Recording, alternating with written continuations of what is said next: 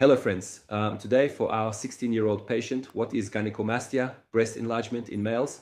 Actually, this is a very common condition. In fact, I was on vacation and there is an incredible level of obesity in society, and the breasts, especially in males, perhaps due to diet, perhaps due to genetic structure, are incredibly large, and I see these children. Well, of course, these don't pose a problem in early childhood, but after puberty, they can affect their quality of life and they may face bullying in their environment. He doesn't want to wear a t-shirt, doesn't want to go to the gym. These are really serious issues. So if you have a problem with gynecomastia, whether it's your child or yourself, don't delay, friends, because what do we encounter when it's delayed? This time we might have to perform much different surgeries. Now, this patient is 16 years old. The chest is really large. In fact, since there is not even any hair, if I showed it, you might even think it's a female breast. It looks like a tuberous goat udder form. You might ask if we are going to put silicone in it, but even in male patients, we can encounter such an extremely large chest. So why did we perform this on a 16-year-old patient? So why are you doing it at 16 years old? I mean, we're not crazy, friends. Why are we doing it?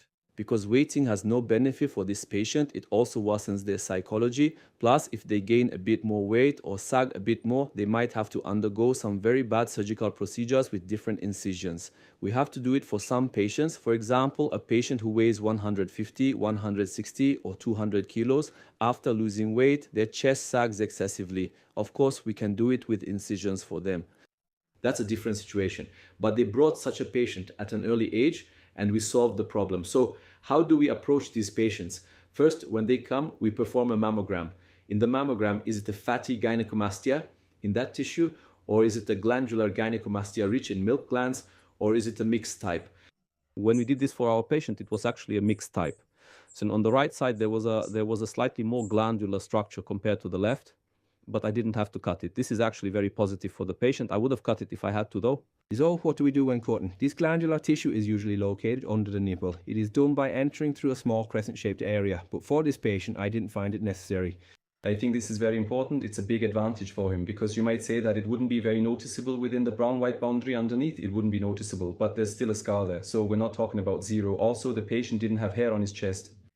This could automatically show that area, so it's nice not to have to do this. Well, according to their contents, if it was sagging like a fold where a pencil could stay underneath. I do see people like that actually. For those types of patients, we have to do it with larger scars this time, because even if you empty the inside, what happens to the excess skin there? Even if you empty it, it remains saggy.